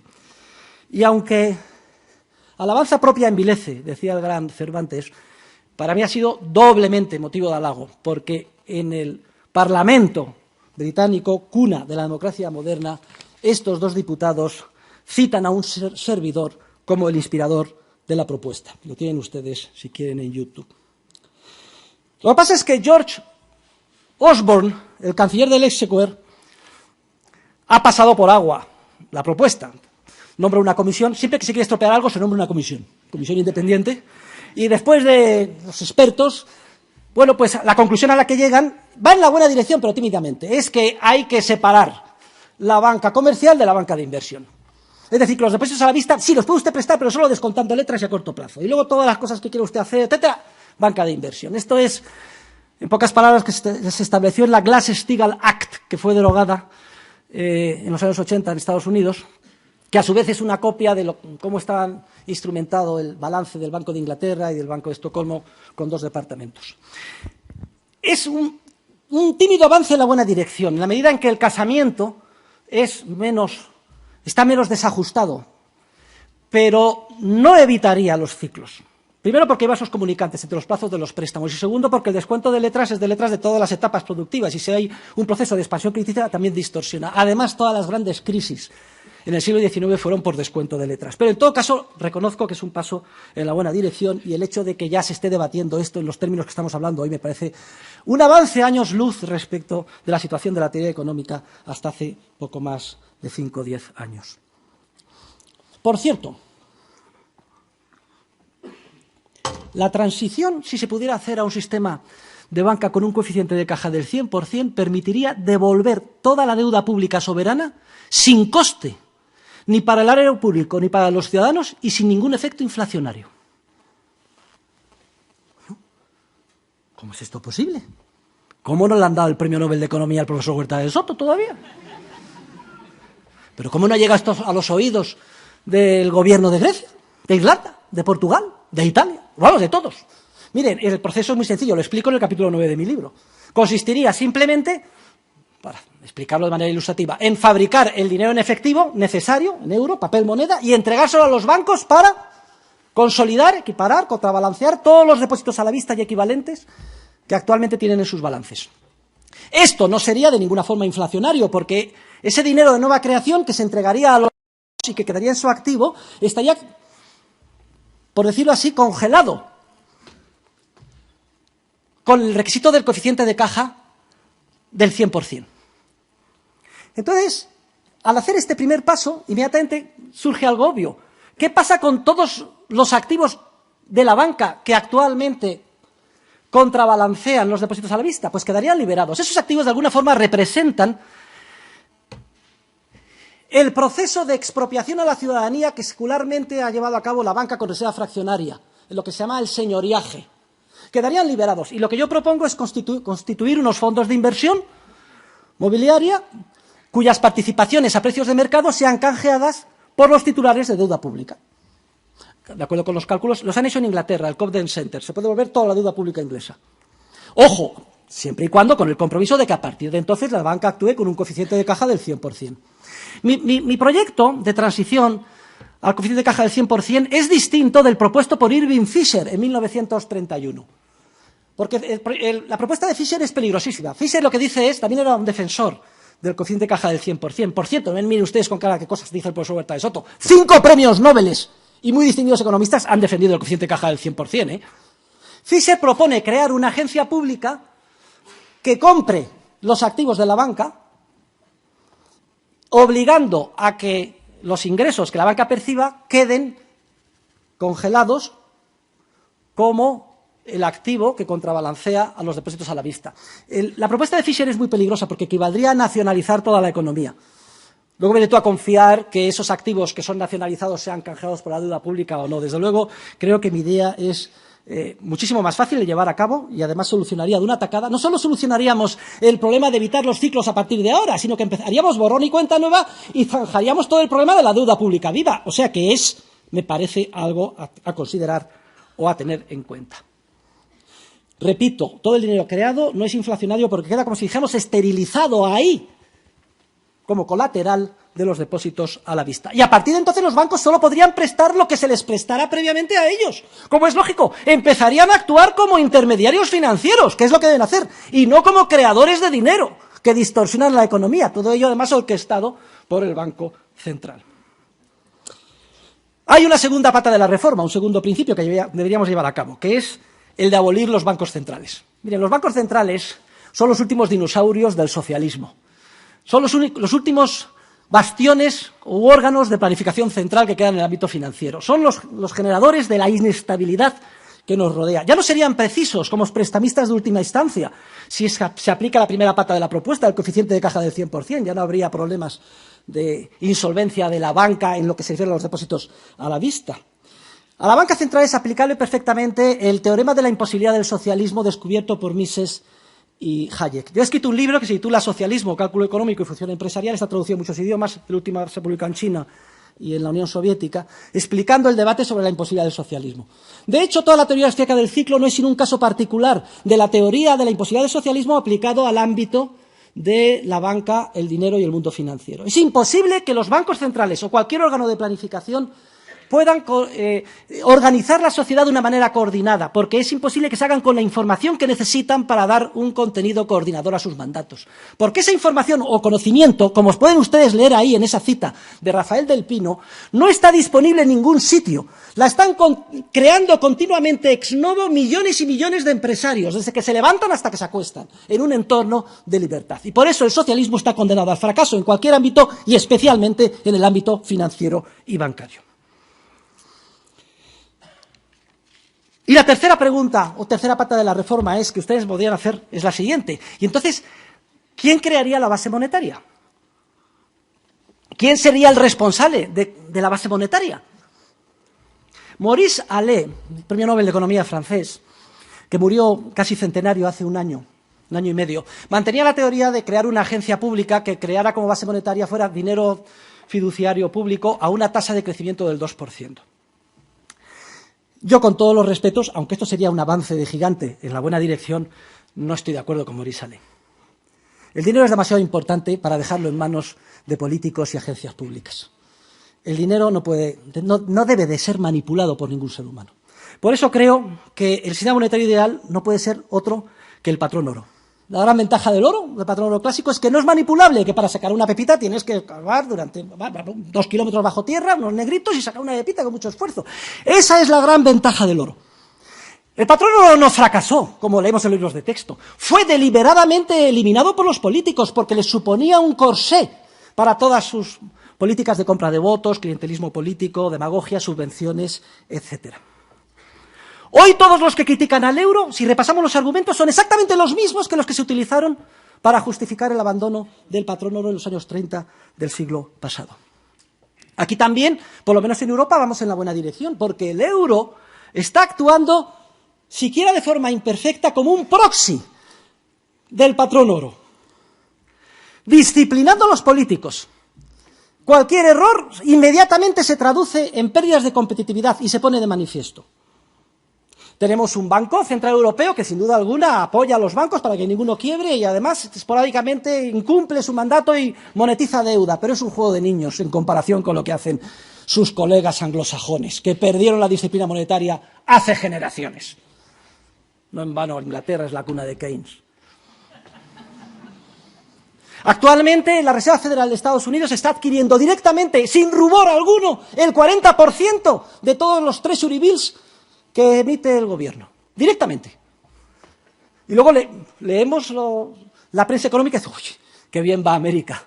Los Treasury Bills 10 años al 3%, al 3%, al 2 o al 1. Si es que compran el 40%. Y el Banco de Inglaterra, el 25%. Con estas cifras, lo que está haciendo el Banco Central Europeo es un juego de niños. Claro que lo hace. ¿Pero cómo? A regañadientes, dejándose querer. A ver, que llaman de España que hay que comprar, Draghi. Que no estoy, que me llame dentro de mañana. Una cumbre, 24 países se ponen de acuerdo. Eso es maravilloso, porque mientras tanto estamos al borde de la suspensión de pagos. Y además ha habido un haircut, miren, como el que me he hecho yo hoy para estar guapo aquí. Una quita del 75% de la deuda pública soberana de Grecia. Maravilloso, porque si ha pasado con Grecia puede pasar mañana con España. Ningún político en España tomará ninguna medida como no se vea literalmente obligado a hacerlo. Y el Banco Central Europeo es el que la está dosificando. Es cierto que nos la podemos jugar, que puede ganar Hollande, que a pesar de que gane, puede ser que no entre en la racionalidad. No lo creo. El euro solo tiene una posibilidad de desaparecer. Y es que emprenda una política como la que están haciendo los anglosajones. Eso sí que no lo admitirían los alemanes y no lo deberían admitir en ningún caso. Gracias a Dios y al euro,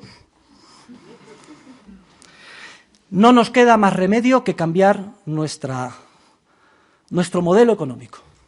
De una economía maníaco-depresiva, insostenible, basada en la expansión crediticia, tenemos que pasar a una economía fría, relativamente fría, flexible y sostenible, basada en la competitividad. El secreto del éxito y salir de la crisis es mercados libres y matarnos mañana al ir a trabajar en ser los mejores. Eso en un entorno de moneda única, en cuanto se reajusten los precios, entra como un sifón las inversiones sostenibles y absorbe el paro. Es la única salida. Estamos sin duda alguna en un segundo plan de estabilización. El primero fue en el año 59, el segundo es en el 2012 en España. Con una diferencia, que este plan de estabilización no afecta solo a España y una monedita, la peseta, está afectando a centenares de millones de europeos de muchos países bajo el paraguas del euro. Que este segundo plan de estabilización tenga éxito, de que tenga éxito depende no solo de nuestro futuro, sino también el de nuestros hijos. Muchas gracias.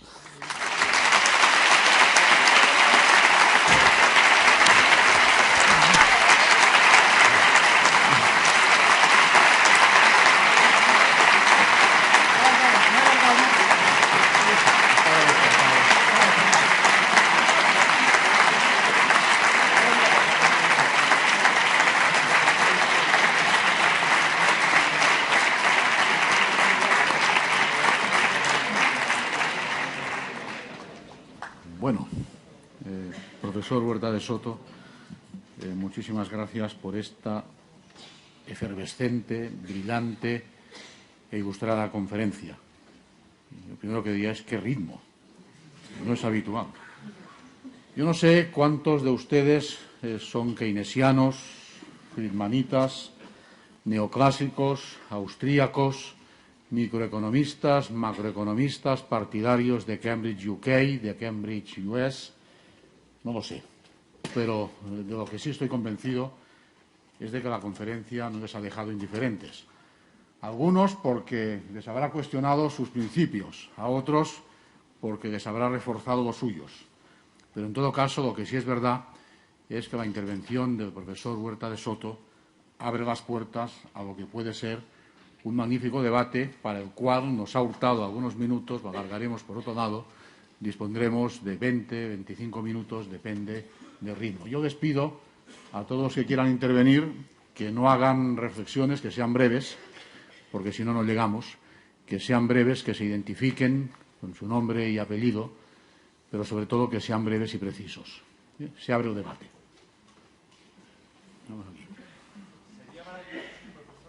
No, espera un momento que le pasan un micro. ¿Podría, por favor, profesor Huerta de Soto, dar algún ejemplo histórico de una política monetaria contractiva y de una política fiscal contractiva y de bajadas de impuestos que hayan acelerado la recuperación? Gracias. Oye, muchas gracias por la brevedad. Ha sido la pregunta más breve que hemos oído en varios años y una de las más interesantes. Gracias. Cuidado con... Cuidado con lo de acelerar la recuperación. Cuidado, que ya está sesgada la pregunta con visos keynesianos. Vamos a ver. Nadie niega que se pueda absorber el paro de forma inmediata mañana. Lo que pasa es que esa absorción de paro no es sostenible. Usted puede, con gasto público, colocar a todos los parados, pero si luego ellos, cuando gastan el dinero y en general todos los agentes económicos, no sostienen esa estructura productiva artificialmente, lo que ha hecho es posponer el problema a costa de hacerlo más grave. Milton Friedman y Anna Schwartz tienen un libro nefasto que se titula Monetary History of the United States. No me da tiempo de explicarlo a ustedes porque es nefasto. Pero una de las cosas curiosas que dicen es que están sorprendidísimos, que hay un periodo de la historia, usted la pregunta, yo le contesto, desde el fin de la Guerra Civil Norteamericana, 1865, 20 años, donde con política contractiva y deflación continua cada año hay el mayor crecimiento en términos porcentuales de la historia en Estados Unidos. Añaden ellos, ningún modelo económico que conozcamos acierta a explicar esta paradoja. No saben teoría del capital, tampoco se le puede pedir peras al olmo. Mire, soy José Villacís, el único discípulo vivo de Germán Bernácer, creador de la macroeconomía en el año 1916. Estoy de acuerdo en la mayoría de las cosas, sobre todo porque usted hace un recuerdo muy importante, muy olvidado por los economistas de la teoría del capital. Pero hay una cosa muy importante. El dinero no lo crea el Banco Central ni los bancos privados. El dinero lo crea la sociedad en cuanto lo acepta como medio de pago. Por otra parte, el crecimiento del Producto Interior Bruto no puede estar dependiendo de una cosa caprichosa y aleatoria como es el oro. No puede ser. Y segundo, aparte, la renta nacional brota de la producción y por eso es equivalente a la producción. El ahorro va a financiar la inversión, pero si se quiere que haya un crecimiento real, tiene que haber un habilitamiento de medios de pago, siempre muy, muy prudente. Gracias. Bueno, profesor Villacís, ¿qué quiere que le diga? No me esperaba de usted otra cosa. Cordialmente discrepo, pero por las razones que ya he indicado aquí. Claro que el dinero lo crea la sociedad, pero depende de la droga que le den. Y el oro, la principal ventaja del oro, eso de que no puede estar sometido al albur de las minas, es que la sociedad, la democracia, para que funcione, necesita un marco disciplinador. Esto es lo importante. La gran ventaja del oro es que ha sido elegido de forma secular y a través de un larguísimo proceso evolutivo, generación tras generación. Yo no sé si se devolviera a la sociedad civil su moneda, que nos fue expropiada, que fue el oro, si en el futuro, dentro de un siglo, 2 o 5, continuaría el oro. Solo sé que la historia de la humanidad ha elegido de forma evolutiva y espontánea el oro. Y el oro es una institución igual que la familia, el derecho de propiedad y el mercado, que no se puede desmontar sin que se produzcan consecuencias letales para la sociedad. Y entre esas consecuencias yo interpreto que está la que estamos sufriendo ahora. De todas formas, tiene todos mis respetos y mi máxima simpatía el máximo experto en Bernácer en España. Buenas tardes, don Jesús. Soy Juan Manuel López Zafra, profesor de CUNEF. A este lado. Y actuario de seguros, como usted. Yo no... Tengo una duda que me ha surgido y es como que ya la conocía, pero quiero conocer su respuesta. Usted es actuario, dirige una empresa de seguros y acaba de negar la posibilidad de gestión del riesgo. Me resulta extraño cuando un actuario es gestor de riesgos, por definición. Le agradecería una aclaración, por favor. Gracias. Bien, es que si alguien tiene que entender perfectamente la distinción entre riesgo e incertidumbre son los actuarios. hay que separar el mundo de la ciencia natural del mundo de la acción humana. Nosotros podemos desarrollar una tabla de mortalidad que de manera muy precisa nos indique el número de fallecidos por cada 1000 personas para cada edad. Y además de manera muy aproximada al número de accidentes de tráfico o casas que se van a incendiar. Pero el mundo de la inversión, el mundo de la empresa, de gestionar cualquier empresa, incluyendo una empresa aseguradora, está fuera de lo que es modelizable en términos matemáticos con el paradigma del riesgo, y entramos de lleno en lo que es el concepto de incertidumbre, en el que cada resultado dependerá de la acción empresarial tomada. Los seres humanos hemos encontrado una manera de enfrentarnos a la incertidumbre, pero no es a través de los modelos matemáticos del riesgo en Solvencia II. Solo nos podemos enfrentar a la incertidumbre de dos maneras: mediante las instituciones, comportamiento institucional, ese marco que nos disciplina. Entre ellos, en las instituciones está el derecho, la moral, que quedamos a las 9 y vamos a las 9, etcétera. Si se corrompen las instituciones, la incertidumbre se multiplica y no podemos actuar. Y la segunda pata que nos permite enfrentarnos a la incertidumbre es la perspicacia empresarial, porque tendemos a lograr aquello que nos proponemos empresarialmente. No hay garantía, pero si dedicamos todo nuestro ser a sacar adelante una empresa, lo más probable es que la empresa salga adelante. Si dedicamos todo nuestro ser a conquistar a una mujer, lo más posiblemente la conquistemos, y si no, esa, una muy parecida. Y así. Función empresarial e instituciones es lo único que permite hacer frente a la incertidumbre. La gran tragedia en Solvencia II y Basilea III es que todas las instituciones que tradicionalmente han sido probadas y han permitido la solvencia del sector asegurador, una tras otra han sido eliminadas y se pretende sustituirlas con una gestión científica del riesgo, que lo único que va a hacer es disminuir la solvencia y producir confusión en el mercado y poner en riesgo, iba a decir en incertidumbre, el mercado asegurador. A mí me parece un tema letal y clave. Lo que pasa es que es un tema quizá de una importancia demasiado personal para nosotros. Por cierto, que hay distinguidos economistas que han tenido conexión con compañías de seguros de vida. Y una de las cosas en las que coincido con Keynes, muy a mi pesar, es que Keynes también fue presidente de una compañía de seguros de vida, la National Mutual Life Assurance Society. Incumplió todas las instituciones habidas y por haber. Introdujo el sistema de contabilización a precios de mercado, Fair Market Value, una cosa letal, no me ha dado tiempo de hablar de ello, pero ha sido de lo más perjudicial en este ciclo.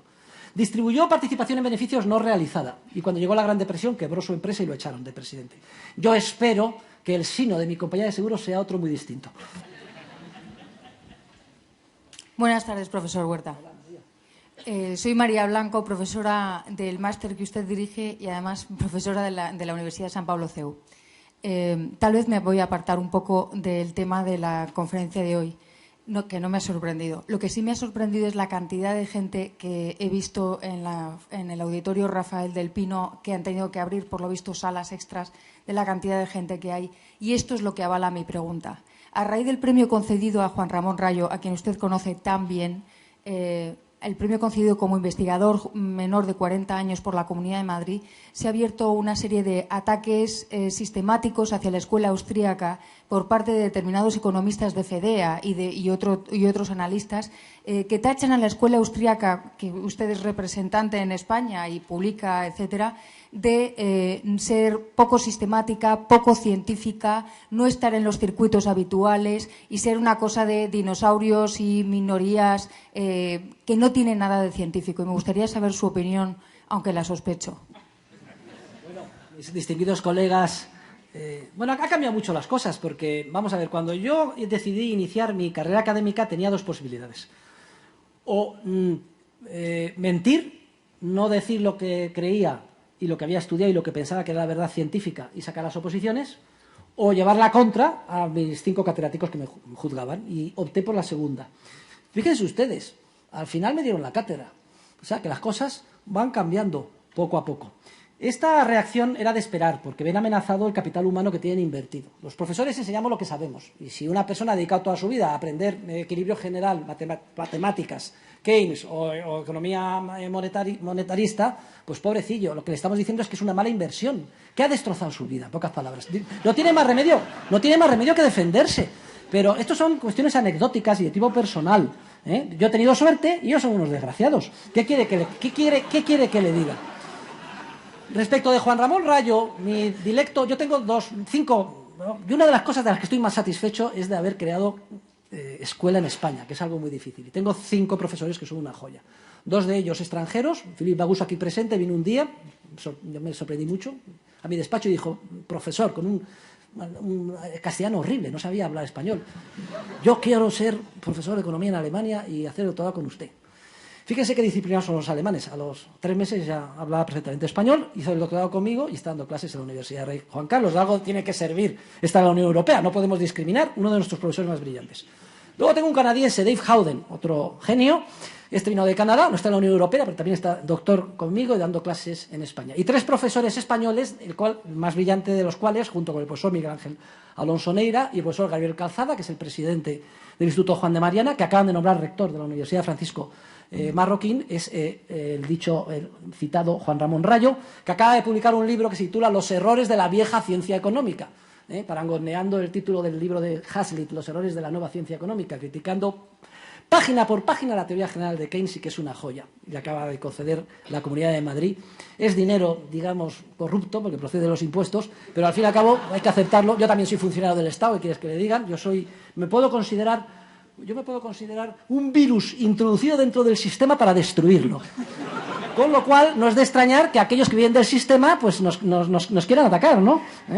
Pero tienen toda mi simpatía y esto forma parte de la lucha de cada día en el ámbito teórico. Lo importante es que para un académico la búsqueda de la verdad científica debe de ser el objetivo prioritario de todos los ámbitos. Y a mí no me importa que me critiquen, que nos ataquen, que digan que no estamos en los circuitos o en las publicaciones científicas. No es de extrañar, las controlan ellos, ¿cómo vamos a estar? No me importa, porque lo único que tiene que centrar a cualquier investigador es la búsqueda de la verdad científica. Y aquí la evolución de los acontecimientos va a nuestro favor, porque los chicos jóvenes que llegan a la universidad todavía no están corrompidos, todavía no tienen capital mal invertido, solo buscan tan frescos la verdad científica. Y por eso el futuro, sin duda alguna, es de la escuela austriaca, que, por cierto, deberíamos de rebautizarla como escuela española, porque surgió en España en el siglo de oro.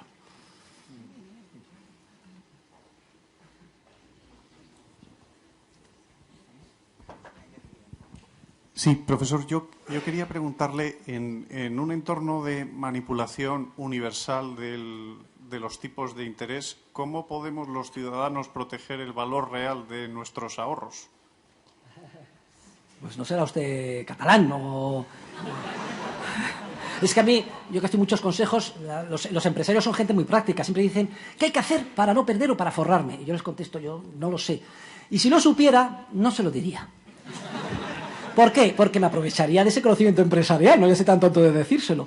El teórico de la economía lo único que hace es estudiar teoría económica. No hay nada más práctico que una buena teoría, eso es cierto. A los empresarios de aquí yo les recomendaría que incorporen en su bagaje de conocimientos, en su caja de herramientas conceptual a la hora de tomar decisiones empresariales, el conocimiento de la escuela austríaca. Hay varios fondos de inversión y gestores, sobre todo Bestinver. Hace unos años de pronto veo que vienen a mi seminario unos señores muy raros, vestidos, y luego me entero que son los gestores de Bestinver. Y luego me entero que es que lanzan y venden como marketing, que gestionan las inversiones de acuerdo con lo que dice la escuela austríaca el profesor Huerta de Soto. Y parece que son los números 1. Yo no sé cómo lo hacen, pero hable usted con ellos. A propósito, estos de Bestinver me tendrán que pagar una comisión muy grande después de la... Huerta de Soto. ¿Dónde está? Aquí. Ah, vale. Yo soy alumno de la Rey Juan Carlos, soy alumno de Juan Ramón Rayo y conozco más o menos su ideología de privatizarlo todo y, como usted acaba de decir, que es un virus dentro del sistema, básicamente una termita dentro de lo que es la educación pública. Yo quería que si me pudiese responder, porque yo creo que la economía es un medio para mejorar la vida de los ciudadanos y no un fin en sí mismo, si es justo que haya una educación, una sanidad, una ley de dependencia para los más necesitados, público, que se paga con impuestos de todos, y un sistema que es el estado de bienestar, que no es un socialismo, ojo, porque aquí también hay empresa privada, hay propiedad y hay libertad para adquirir bienes y servicios. Entonces yo quiero saber si usted defiende ese estado de bienestar, ese salario mínimo, esas cosas, en fin. No, lo primero que quería darle es la enhorabuena porque por su valentía, porque además estoy estudiante en la universidad y además ha hecho una pregunta muy pertinente, porque su pregunta además es la que tiene la mayor parte de la gente. La contestación es muy sencilla. Miren, Manuel Jesús González escribió un libro que se titula Del estado del bienestar al bienestar con menos estado. O sea, el tema no es que estemos, no estemos de acuerdo en que tiene que haber sanidad, que tiene que haber carreteras, que tiene que haber pensiones, etcétera.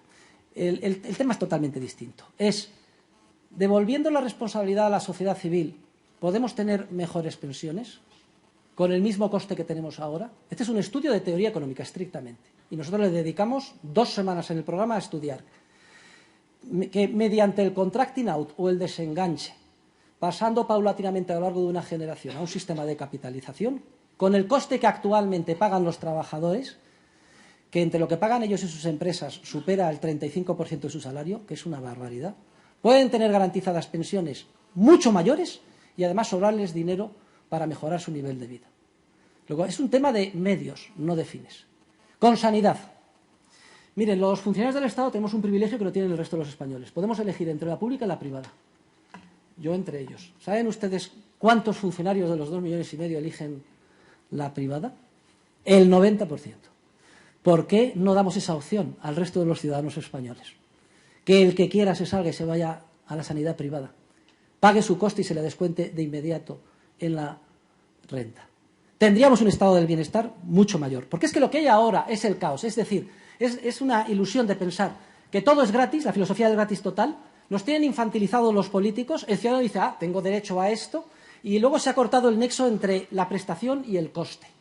En términos de eficiencia, el coste es inmenso. Y los que salen perdiendo son aquellos más necesitados. Es precisamente porque tenemos que ayudar a los más necesitados por lo que tenemos que devolver la responsabilidad del bienestar a la sociedad civil.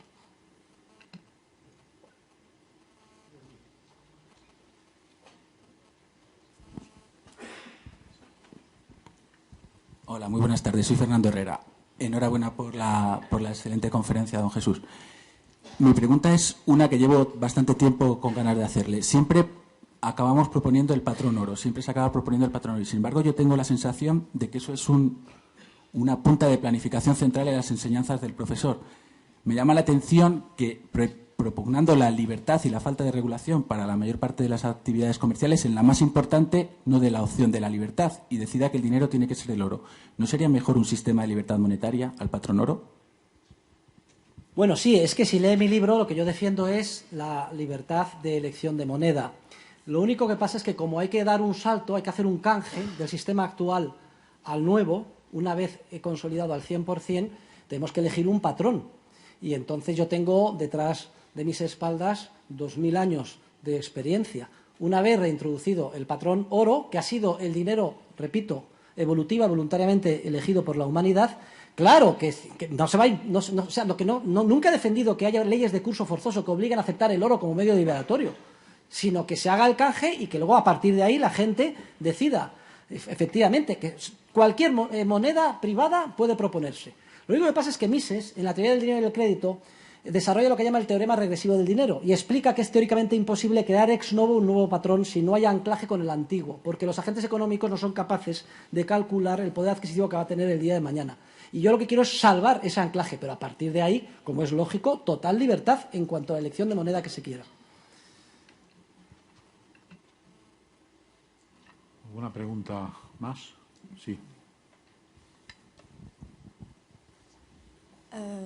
Buenas tardes. Soy Manuela Mopeu y quiero decir que todos los días se habla de la crisis económica en España. Y usted, como muchos otros economistas, hablan de procedimientos para salir de la crisis. Ha hablado, por ejemplo, del libre mercado. Mi pregunta es, ¿qué esperan usted y sus colegas economistas para aplicar esos procedimientos y ayudar a España a salir de la crisis? Gracias. Yo es que... no sé si usted es alumna mía. Sí, distinguida alumna. Además, le regalé mi libro en francés, ¿no? El de la Matán. Sí. Es que el libro lo han traducido en Francia y lo están distribuyendo por todo el norte de África y la África francófona. Y me están llegando discípulos de los sitios más extraños. Vamos a ver, la misión de un profesor de economía es la búsqueda de la verdad científica. Luego hacemos conferencias a instituciones como esta, que nos aglutinan a todos, está la universidad, escribimos artículos y eventualmente ese conocimiento se va filtrando, como se filtró en la Inglaterra de Sir Robert Peel. Las prisas en el ámbito social no son posibles. En Inglaterra, cuando di esta conferencia en la London School of Economics, tenía a los diputados Tories aquí delante, en la primera fila. Yo, que soy una persona, sabía, digo, los ingleses son muy fríos, les tengo que levantar aquí a aplaudirme. Y se me ocurrió el siguiente truco. Les puse el paralelismo con el esfuerzo realizado por un hombre genial, Sir William Wilberforce, en la Inglaterra de Pitt. Tardó 25 años de constancia en el Parlamento hasta que se abolió el tráfico de esclavos. 25 años. Contra viento y marea. Los principales esclavistas eran los que estaban en el Parlamento, incluyendo el primo del rey. Vean ustedes, si no, la película histórica Amazing Grace. Se la recomiendo a todos ustedes. Véanla esta noche. 25 años. En mi conferencia en la London School of Economics decía, si estos señores, Steve Baker y Caswell, y ustedes sacan adelante, completar la ley de Peel, pasarán a la historia como William Wilberforce, acabando con la esclavitud financiera que rodea al mundo. Esa no es mi misión. Esa es la misión de ustedes. ¿Alguna pregunta más? Cierto, se pusieron todos de pie a aplaudirme, serán 600 y esto en Inglaterra es algo inusitado. ¿Alguna pregunta más? Sí, por favor.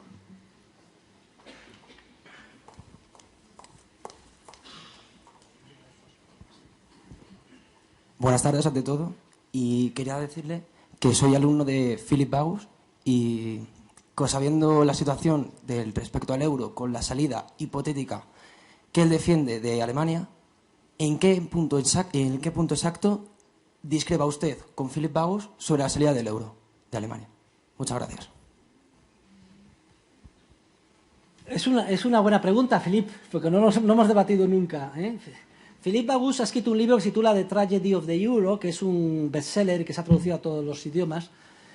Y vamos a ver, su análisis es impecable. Él mantiene la teoría de que se produce un efecto de tragedia de los bienes comunales que incentiva a que los menos solventes y los más proclives al gasto público se apunten al euro y el daño que genera, pues lo diluido, se distribuye entre el resto de los miembros de la Unión Monetaria y que esto en última instancia va a acabar con el sistema.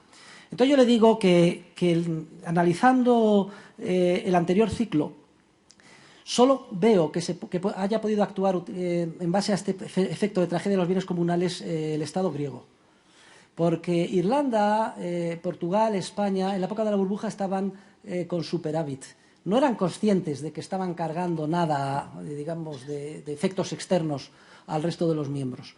Que el problema de fondo es la reserva fraccionaria y la expansión crediticia que indisciplina a los agentes económicos. Y que, aunque sea paradójico, desde la perspectiva de todos los países periféricos, el euro está actuando como el antiguo patrón oro.